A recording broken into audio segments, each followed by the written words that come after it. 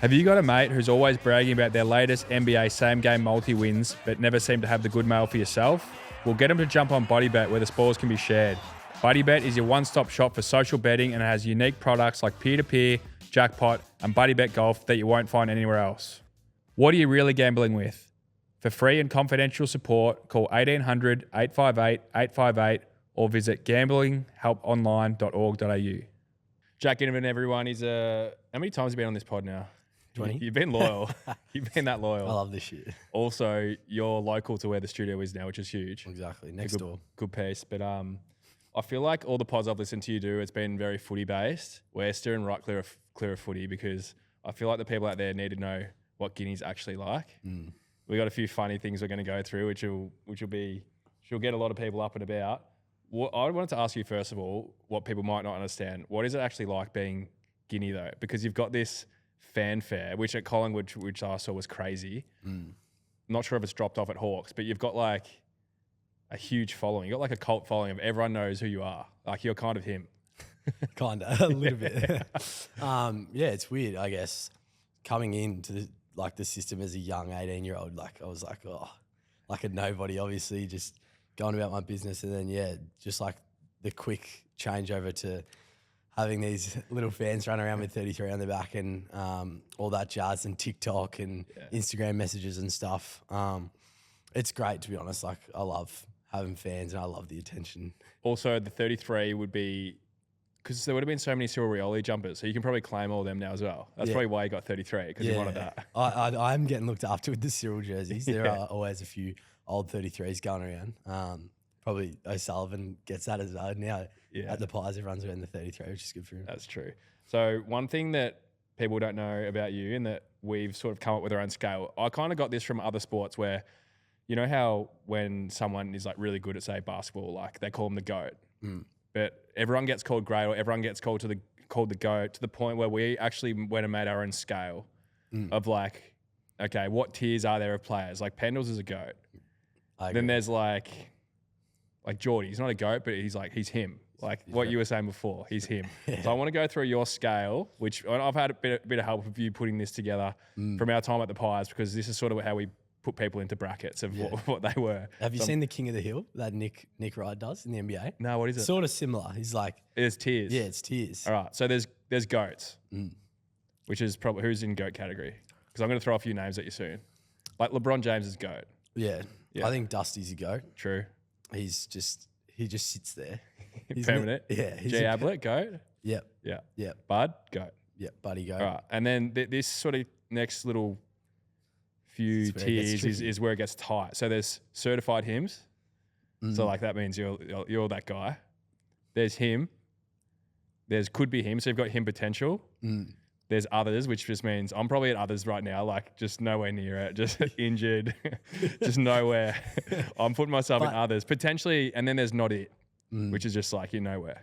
Yeah, you can change very quickly. You can fluctuate up and down. It's so quick. So like you got to me when we were pretty tight from our Pies days, but you were a Hawks Nuffy growing up. So you pretty much knew every stat line I had in every game I ever played with Hawthorn. And you'd always tell me I'm him. I'm like, no, mate, I'm not. I'm a role player now. So here we go. The alarm's gone off to see Tom Mitchell because it was meant to be 4. But yeah, it can fluctuate. Like you said, 7 others, like for you. But you get out of this injury, you guys finish top 4, then you come back and win another flag and dominate the granny. You're straight back to him. So it's like the fluctuations are insane. It's a fluctuating thing. So I've got a few names here which I want to throw at you, and I want you to put them on your scale, on your him scale. Done. And then give a reason why. There's a few interesting ones. I'll start easy. So, Ant Edwards in the NBA right now. What is he? And you can use the number as well. So, you know, like a GOAT would be like a 1. Certified him is 2. A him is 3. Like what status is he at? I think he's him. Like that guy and certified him, like he's getting there, but he just yapped it a little bit too much. Now he's down 3-1 in the series.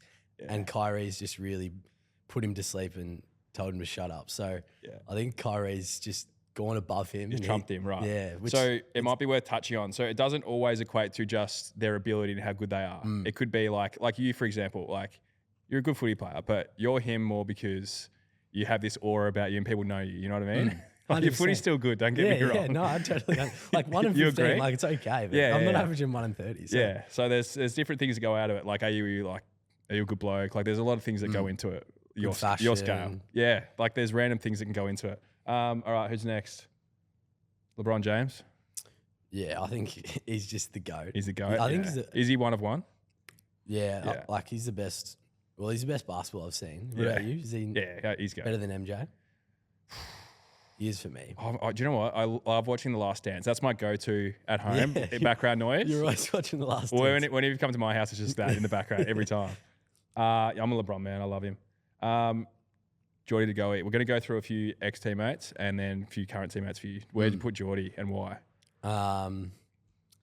Definitely him. Yeah. On-field, off-field antics. Always a good time, Geordie. Yeah. On-field, kicks goals for fun, wins games. Like, Exactly. I feel like if you can win a game off your own boot and like really galvanise your team, like you're a bit of a him. Like, and his aura as well. Like if you walk around, like everyone knows who Geordie to go is. Exactly. Like, you're not walking around being like, oh, who's that? Like, yeah.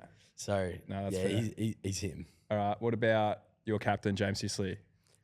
Yeah, there's a bit of aura around Sis as well. Yeah. I feel like there's so much scope for him. Like he's still He could get to he's got potential to climb the scale. like. Is he almost him? He's been AA. Yeah, he's like- captain. So it's sort of like He's done he's fluctuating at the moment. Where's he going to land though? That's like the question. maybe at the start of the year, like could have been him. Like before the season start. Mate, this is literally how we would chat every day. Literally. And like obviously didn't have the greatest start, but now like you saw on the weekend, like Yeah, he took the dominated. piss, Yeah. 30 dozzies. Yeah. I didn't even know who he's on. He probably just dominated him. And he was back to his best with his kicking. Like Yeah, he was So- lacing. but you're an AA and a skipper. But like you got to be pretty ruthless. Like not everyone fits into. I'm gonna go could be him. Okay, could be him. That's fair. This is an interesting one because we know this guy pretty well, and he's your vice captain, and he's a gun. But at the same time, we love Morey. Dylan Moore is who I'm going to throw in next. Where does he sit? Because he's a gun, and if he was at like a big club in a team that was flying, like he'd be recognised so much more. But I guarantee, if you walk down the street, we love Morey. He's a good mate of ours. People wouldn't know who he is. So where does that land you? Yeah, it's a tough one. Like you said, if it was at a massive club, like everyone, like you said, would know who he is. So, and he just goes under the radar, which is good for him. Like he can just go about his business and stuff. So, he's gonna have to fall down to others, but it's just the art of the beast. Like everyone can't be him. It's a ruthless game. Exactly. There's only probably one or two guys at the club, like for every team. That's him. So yeah, he's gonna have to slip down to others. All right, I want to do one for each other now. So I want you to do me. Can you do 2018 me and me now, and then I'll do you where you're at right now. So you want me to do 2018? Yeah. Well, I think like nearly pushing on one, like that guy, like certified him definitely. Like if you win a Chaz, like you have to be certified him. Like that's not even a question. Most dozzies ever in a year, like 54 dozzies in a game, like Dozzies, I'm it's liking not even Dozzies. like it's sort of like a piss take. Like I was in year 11, I think, in 2018, and like you were like the face of the group chat. Like there was 3 boys who went for Richmond and 3 boys that went for Hawthorn. Yeah. And like I'm talking every day, consistent. Like Tom Mitchell, all the Richmond boys. Tom Mitchell has no impact, and me and my mates at the Hawks, he's him. He's So you've him. had my back since day Yeah, one. Like so long. I would love to get the group chat up, me just backing you up. But I'm nearly calling that guy like AA, Brownlow medalist, good with the women. Back in the day, Does that 2018. counts? Yeah, okay. And you were a young rooster back then, yeah, 26. well, not anymore. The receding hairline pace for me. The at the moment. 30-year-old pace as Yeah, well. I'm washed up pace at the moment. But yeah, 20. What's 6 years ago? Yeah, a while ago. What were you? 25. Yep, 31 this week. So you weren't a fossil. Nah, So you were back. Yeah. You were prime, 25 years old. Absolute cherry. I'll take it too. That's pretty huge. One or two. I'm that's huge. gonna cop it 1.5. And where am I at right now? Give me that feedback. Need that feedback piece. I think it's just that not it pace for you. Whack. It's kind of wait. You can make a case for it. Not But argue. like we said, like you can just be not it this week, and then I've already told you, like in 6 weeks' time, like you can just be laughing at me when you're drinking beers after the granny, going back to back. So, like it's okay to be 10 because if you get back to 3, then I'm the one to be laughed at. True. Well, all right, that's good. Let's do you. All right, where are you at? Like when you came onto the scene, peroxide hair, kicking snags on the G, everyone knew who you were. I think you were him, Anzac Day medalist. After that game, you were him. You had a week definitely at being him. I reckon you played in the flag. You probably slid a touch. I reckon you probably. I want harsh feedback. No. I'll give you honest. You know I will. I want to be him would be harsh because you're not. You've been there before. You're probably in between others and could be him. That's where you're at right now. Yeah, and your aura is what really carries you. But when your footy gets to like your absolute peak, yeah, you'll be out there. Yeah, I feel like aura is a big thing.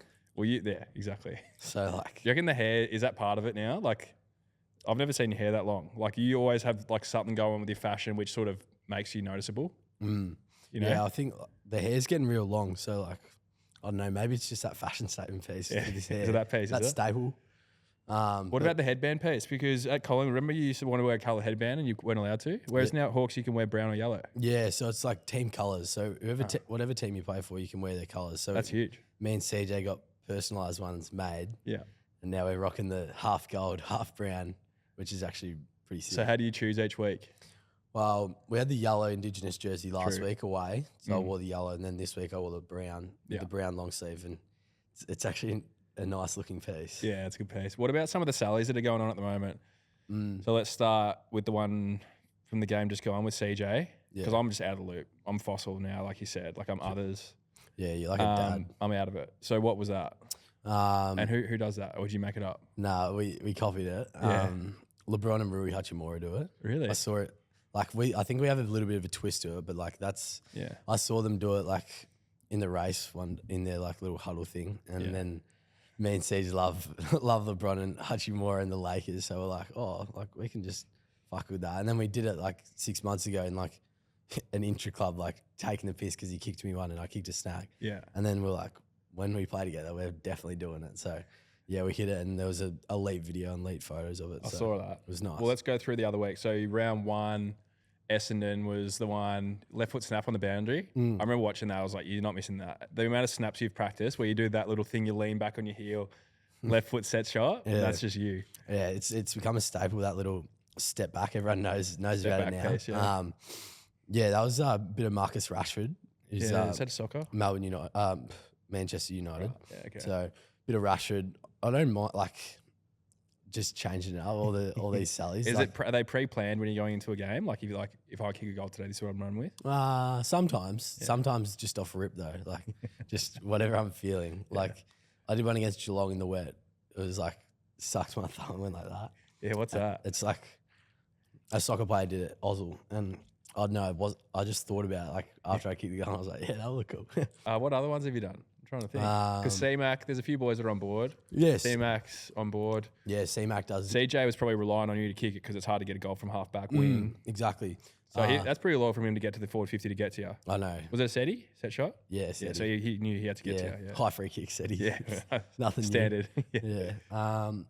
Another one. I think I've done this. Yeah. And then the dart as well. Oh, the dart, yeah. Yeah. So there's a few nice sallies roaming around, which is that celebration piece, isn't it? Yeah, just really letting the fans come along for the ride. That piece. Yeah. Talk to us about the piece because we dropped a few today. Because more and more people are waking up, and this podcast, we like to take the mickey a bit. We like to get some good guests and have some quality combos, but we also love to have a good time. So I tried to make you aware of this a while ago and to go into Hawthorn, you're like, what do I need to know? Obviously, I was there for quite a while, and I said, just be across this gag because it runs the club. And that's just like you throw the word peace on the end of any word just as a bit of a filler. And if you listen to a lot of pressers, AFL media, coaches, players, everyone loves throwing out the word connection piece. Yeah. Like, wouldn't it just be connection? Yeah, we had great connection today. Or it was just that connection piece today. You know, it's a bit of is it necessary?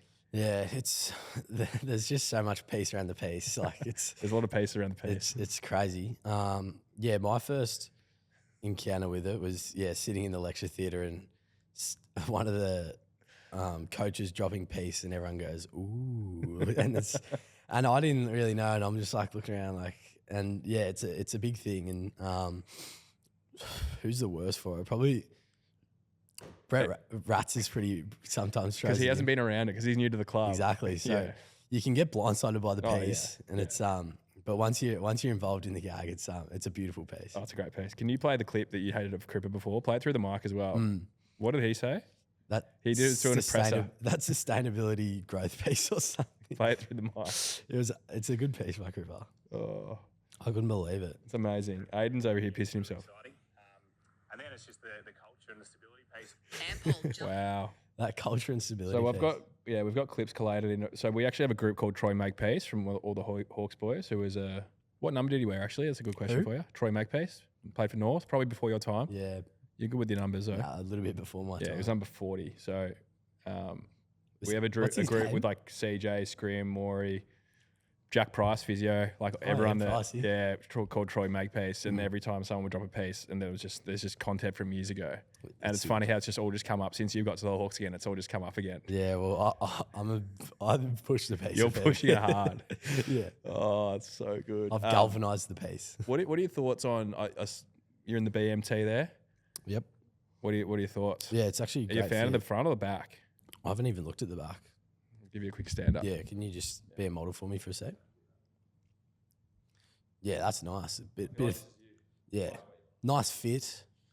I like it baggy and like. Yeah, I got you. I knew you'd be into that. Yeah, exactly. So I got the XL on, is it? Yep. Yeah, XL piece, which is perfect, and we love colour plain. Oh, they've been good to us over the years. Yeah. What about Tommy in Europe? Tommy Will. Yeah. I know. Well, he's a chance to play NBL.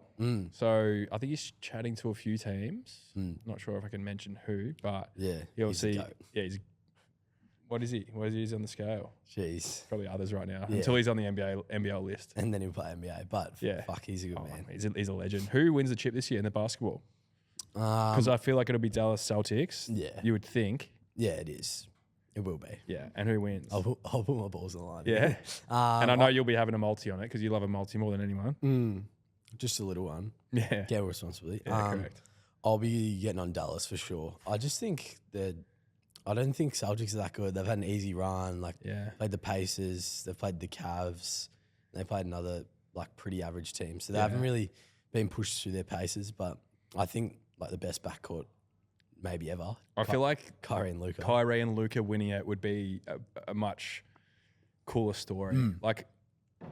Love Tatum and Jaylen Brown and those guys, but I feel like Kyrie and Luka are another level of superstar, which creates more of a narrative and a cool 100%. Story to follow. Especially Kyrie, I don't know. I feel like he's loved again. Everyone loves him again. Yeah, I love Kyrie, and I'm not the biggest fan of Tatum. He's very he seems like a straight shooter to me. Boring. You say you're not a fan? Yeah, I can't cop Tatum. You can't do boring, can you? Nah, it's too fundamental. Do something fun or it's funny or say you're that good or something. I don't know. Yeah. And he's got a kid and he's 25. I don't know. It just seems a bit boring to me. So. Yeah, he can play. He can shoot it though. Yeah, he's got the green light. He can shoot, but what about the USA team this year? So we had Jock Landale on the pod recently, and we're talking about the USA squad. So LeBron, KD, Steph. Yeah, there's who else? I think Tatum's in the squad. Yeah, Tatum. Who are you giving the ball? AD. Stacked. Who are you giving the ball to last shot? Geez, probably still Curry. Yeah, that because they're so good. They're gonna just absolutely they'll blitz. It's gonna be ridiculous. Yeah. Imagine trying to you can't double. So what are you gonna do? Double KD and then pass it to LeBron, Steph, Anthony Edwards, or AD. Scary. So what did Jock say about it? Oh, he said he said the best chance they had at winning gold was it the last Olympics? Yeah, last. We had them 15 up. We were up 15, and then obviously he said KD just took over. Yeah, but obviously it's more system basketball. Yeah, exactly. In the Olympics, so it'll be tough. But I feel like KD could get any shot he wants. I feel like you just ISO him. How you stopping a 7-1 guy with that wingspan? Legit. Put Matisse thigh ball on him. Their best defender, but he's 6'7" or something. Yeah. So he reaches this much. And he's probably others as well. Not it. We actually used to play a fair bit of basketball. So at the club on that ring, the most generous ring of all time. Oh, yes. You get the most friendly rolls. Chris Middleton rolls. He gets them all the time. Yeah. So, but we've just had a brand new ring put in. Wow. So the level 2 where the gym is. Yep. where the rebound nets were on the top. Yeah, I think they were there. Yeah. They've put a ring like You used to stuck it on. crunch them, didn't you? What's that? You used to crunch the rebound nets. Oh yeah, mate. Hours and hours on those nets. Loyal to the Tom nets. would be home at 7 p.m. every night. He'd be there. He'd be doing 14-hour days. I tried to get you'd come with me every now and then. Yeah. I'm not a touch man. But No, you're not. You're not. You just kick snags. But yeah, it's good. Like having a ring that's 10 foot. it's proper size. Yeah. Yeah. But it's not generous. Not good for my jumper because you have to be swish or it's probably gonna miss. Yeah. Do you have a basketball ring at Hawks? Yeah, we Did do. someone broke it? Did I see? Yeah, Weddle broke it. How? Trying to dunk it. Really? But yeah, I don't really fuck around with basketball too much. I just sort of watch and Dimmer, Blake Hardwick absolutely crunched How it. good is Dimmer Oh, at he's basketball? a star. So good. And I was still seeing Frost having to shoot the last week, and he's actually Frosty? Yeah, and I think he played volleyball or basketball. Used yeah, to. he played basketball when he was younger, and I didn't know. And the other day he hit like 8 in a row. I'm like, what are you doing? Really? Yeah. So, I'm a pass first operator. Yeah, same. And D, Mm. 3 and D guy. What about? I saw a clip of Dimmer, Blake Hardwick the other day put Will Day in the blender. Yeah, That's great footage. I know it was good. We sometimes go out to, I don't know where it is. Yeah, it's in the the burbs. basketball center. Yeah, basketball center. Yeah, but- and do like touch and stuff there. yeah, do touch out there and play a bit of basketball. It's always a bit of fun. All the boys never want to leave when we go out there. Yeah, it actually is good fun out there. It's always good to get off site and change it up. Yeah, 100%. One thing I wanted to ask you about, I feel like we've just talked absolute garbage for 30 minutes. It's been great. We've got one serious question for you. Do you remember last year when you were sort of in and out of the team, had a tough start to the year, and like the journey you went on to end up playing in the flag? And like obviously everyone looks at the end result now and just like, oh, Jack Ginnivan premiership player, but like how tough that ride was from like what you went through at the start of the year to like playing twos to being out of form, and then you just got yourself really fit. And I remember we'd chat each week, and I just kept saying to you, like, just be there for the last game. Just like you're going to have ups and downs, and just try and be there for the last game. And you got there. Yeah. Do you remember, like, talk a bit about that time? Because everyone always looks at the end result, but the journey is sometimes forgotten about, and how tough it was for you to crack in and then hold. Yeah, definitely. It was. Yeah, it's hard. It was obviously hard at the start. I played twos for the first 4 games, I think, and got back in round 5, and then like was doing okay, like what I usually do, like 1 and 10, 2 and 10, like all that stuff. 2 free kicks. 2 free kicks, like pass a few off, all that. And then it was probably 2 games in a row where like I didn't play great. There was one in West Coast, and I remember playing, and I had like 9 touches, and we won by like 70 points, and I just couldn't get near it. Like one of those hard days where you just can't get near it. And I just had this like feeling I was just going to get dropped, and I knew like I wasn't playing well, and maybe someone was coming back in, or maybe Bobby or something didn't play, and I was like, and I totally understood like why. And then after that, it was sort of like good clarity. I remember speaking to like Joshy Fraser and you and stuff, and like I knew I was going to be like a 4-week block in the VFL, or at least like 3 weeks. So I sort of got my head around that early, and like really tried really hard to, set myself up for the end of the year. Like we always spoke about, you only got to be there for the last game of the year. So, I did that in the VFL and was able to put together some really good games. And I only came back in, I think, round 21, which was like really late in the year, and I was sub, and then the last game of the year, I kicked 3 and had 22 or something. Against the Bombers? Against the Bombers. So that was like, if I didn't play that game, like that's the game I like so thankful for, like for myself and anyone that ever helped that process, because if I didn't have that game in round 24 against the Bombers, I definitely wouldn't be playing finals. And then to play sub and then be able Were you to sub in which games of the finals? sub in the first game against Melbourne? Melbourne, came on for like 15 minutes. But you're having huge impact as sub, do you remember? Yeah, it's like good. massive impact. Yeah. So it was actually like, and like we always talk about, like the late game situations, like that you thrive on that. love that shit. So to come on, and then the GWS game, like just instructing and everyone like being so connected and doing all that stuff. And then, the last game in the granny, like getting picked, which was great. And like, I didn't have the greatest game, but like I still had my 2 shots on goal. Like if I kick 2 and have 10, like it's a good game, but I missed the goals. But it was such an unreal experience throughout that whole thing. And what about for people like from a professional point of view? Because you turned your season around in like mid-year, which can be hard to do. You know, like a lot of people say, oh, you need another pre-season, get yourself fit, wait another year. But you did it in the moment. I remember you made a clear decision in the moment. You're like, nah, I'm getting fit now. And then you literally got fitter as the season went on. I reckon you stripped a few kgs, you got fit as. You're looking pretty fit now as well before. Thanks. I saw. Well done. But you did that mid-year. So what can you sort of give to any athlete that's listening that can take that and use that for them? Because you made a decision to do it in the moment rather than wait for another pre-season, and then it got to you where you got to. Yeah.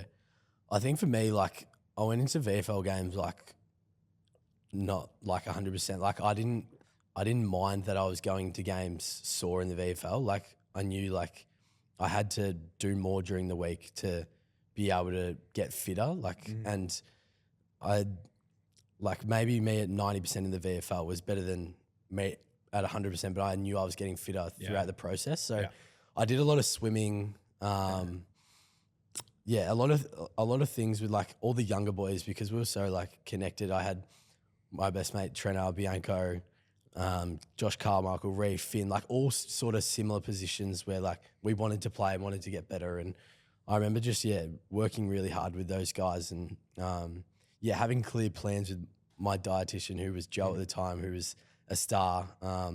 Because I feel like the diet side of things is like nearly the most important. If you can nail that, then the training, you're always going to train a lot. And if you can add a few more bits of training and get the diet right. And I feel like I've found that now at Hawthorn with the amazing dietitian Alex. Like I've got my diet right and I'm training really well. So it's just like correlates to everything. But that's like that's a learning piece, isn't it? Like you have to learn that, but then also you have to stick to the plan. Like discipline is hard, especially with diet. I still find it hard, certain things, you know, when you have to like, whether it's portion size or what you eat, like it's literally an everyday, what decision. People might not know about athletes, it's on your mind 24/7, like everything. 100%. Yeah.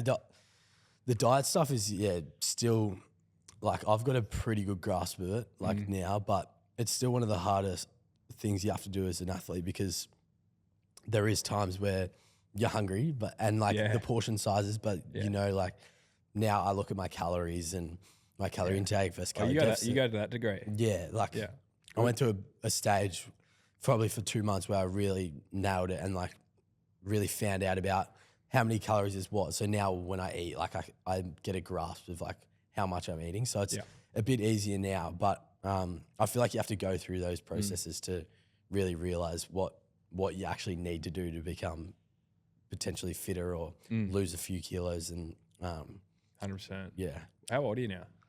Still 21. Are you 21 still? Yeah. Holy crap. So when's your 22nd? When's December. Yeah, okay. Yeah. So and so like the demographic at Hawks, like you guys are all very similar in age.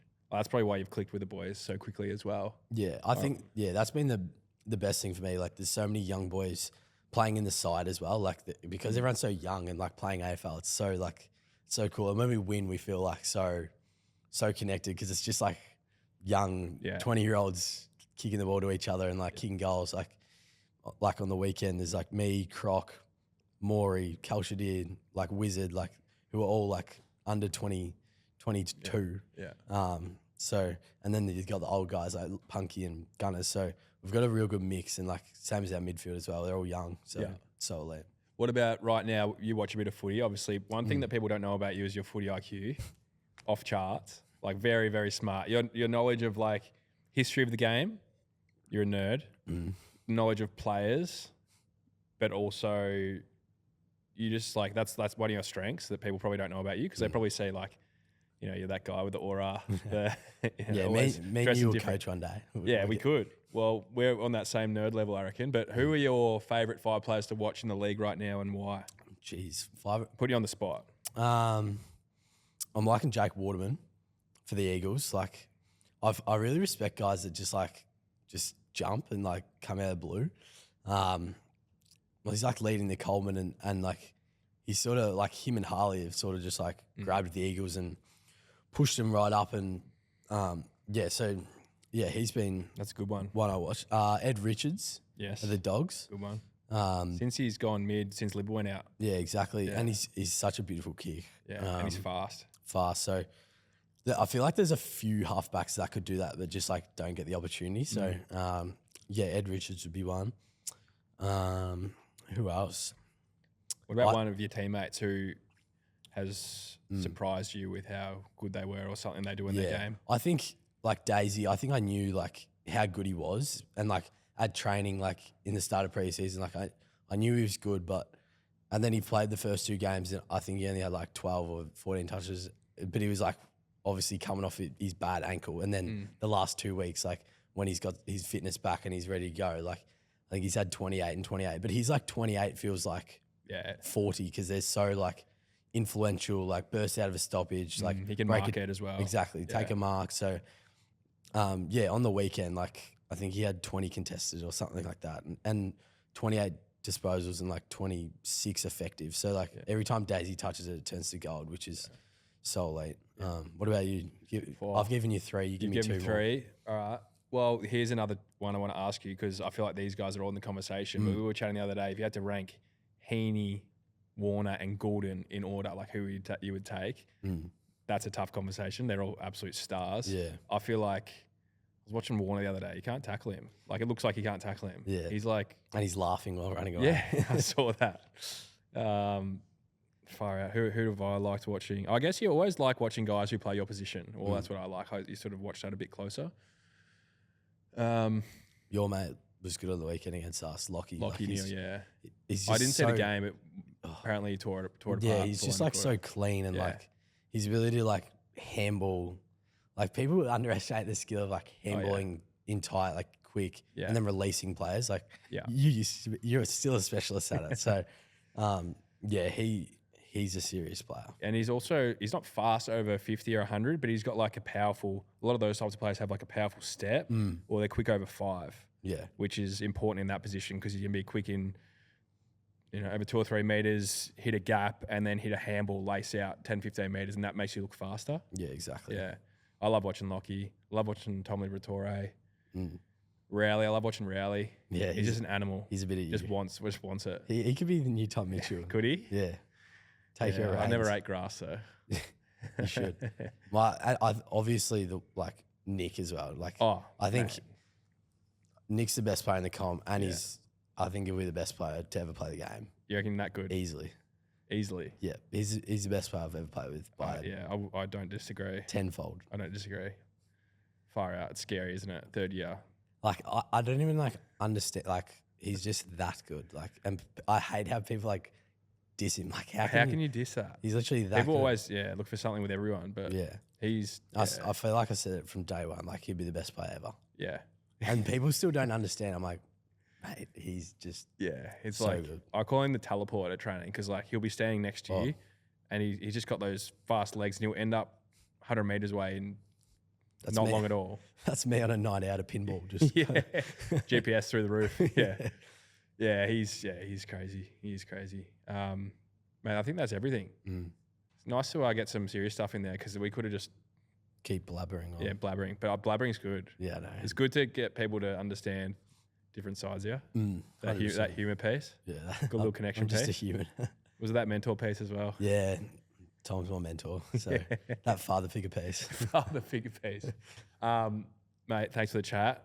Loyal as always. And I've got a few little things, but this is going to be off air. We're going to play a few little number games because I know your footy IQ is off the charts, but we're going head to head again. So lovely. Yeah, that content piece. Let's trot. Yeah.